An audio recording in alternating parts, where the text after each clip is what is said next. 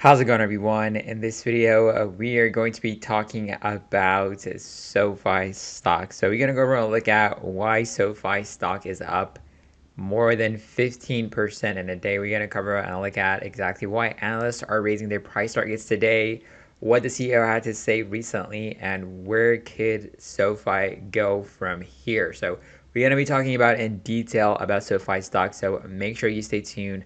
Now let's get right into the video. So as you can see over here, SoFi stock is having a fantastic day today. It's up 15.09%, and we are getting a lot of price target changes.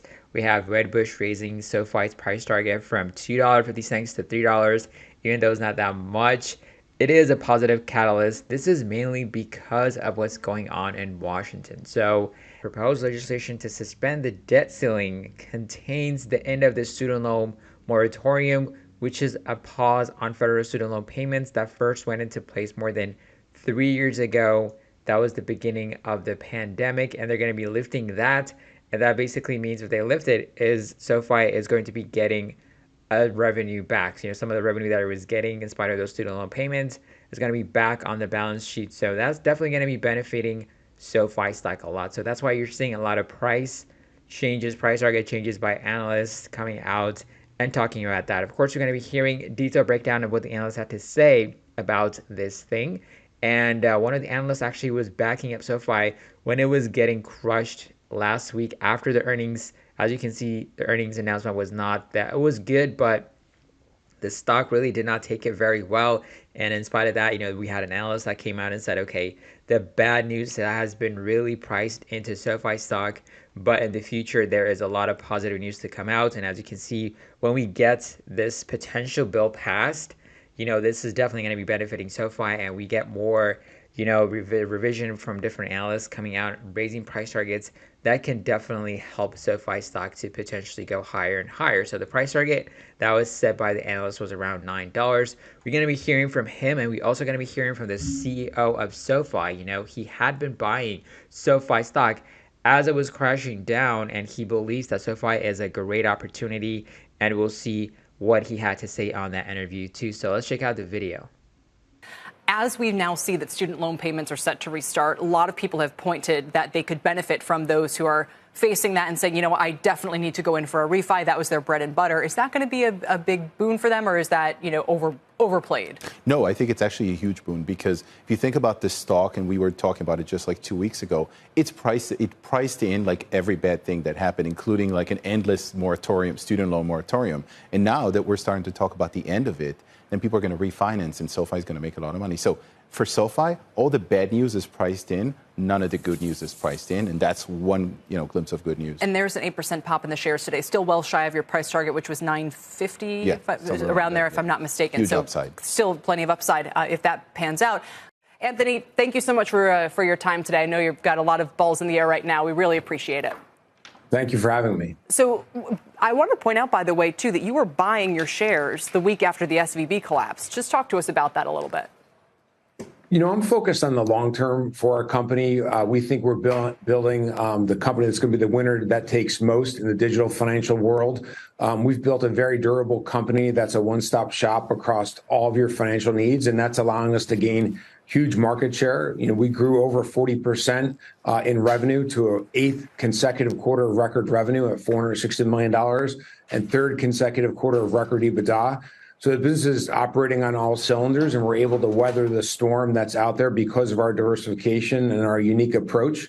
And so I'm focused on the long term, and when I see opportunities of uncertainty and investor concern, I want to make sure I express my confidence by putting my money where my mouth is. Do you think that there's any sort of confusion in the marketplace about the guidance that you gave today, or the commentary about, kind of the weakness that you're dealing with? No, what I'd say is we're in a very uncertain economic environment. We've seen a disruption in the banking industry that's obvious given all the news that you've been covering today, as well as what's happened over the last month.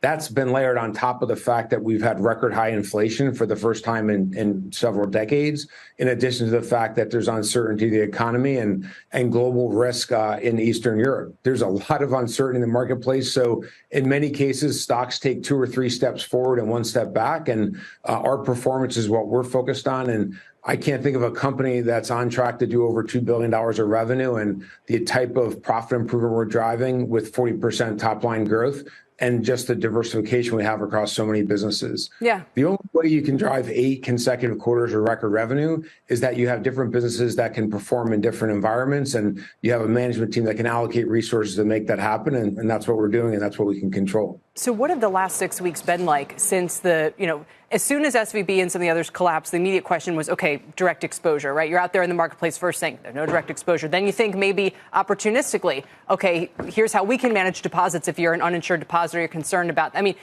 you obviously saw deposit inflows. Just talk to us a little bit about being on the front lines right now of what our last guest just said is this customer realization of money is fungible. You can move it around. It's easier than ever. What's it been like business-wise the last several weeks? Well, first and foremost, I want to emphasize for our viewers that we've added more than $2 billion of deposits in each quarter for the last 3 quarters. And we're well on our way to doing that again in this first quarter of the year. The disruption that happened in the marketplace gave us an opportunity to instill confidence, to build trust with our members, and to build trust with new members. The first thing we did was made sure that there was no direct impact on our business or our members' financial situation given that disruption. From there, we then said, how can we be more helpful? How do we increase the value proposition? And we made the decision within days to launch a new level of FDIC insurance of up to $2 million of FDIC insurance through a partnership with a third party. We are a national bank. We're also able to leverage our funding and our loan business to give a really attractive interest rate. We've raised the interest rate to 4.2% on our savings account. We also have over a 1% interest rate on checking account. So we wanted to send a strong message that SoFi is a safe and reliable bank that you can put your money with. And not only that, we'll give you an unmatched value proposition in high interest, the ability to spend anywhere you want, when you want, and how you want from your mobile device. So much more to ask. I guess I'll try to sneak in 2 quick final questions. The first one about student loans in particular. I think those payments are set to resume in the coming month or 2. Do you expect that to be a fill-up to the business?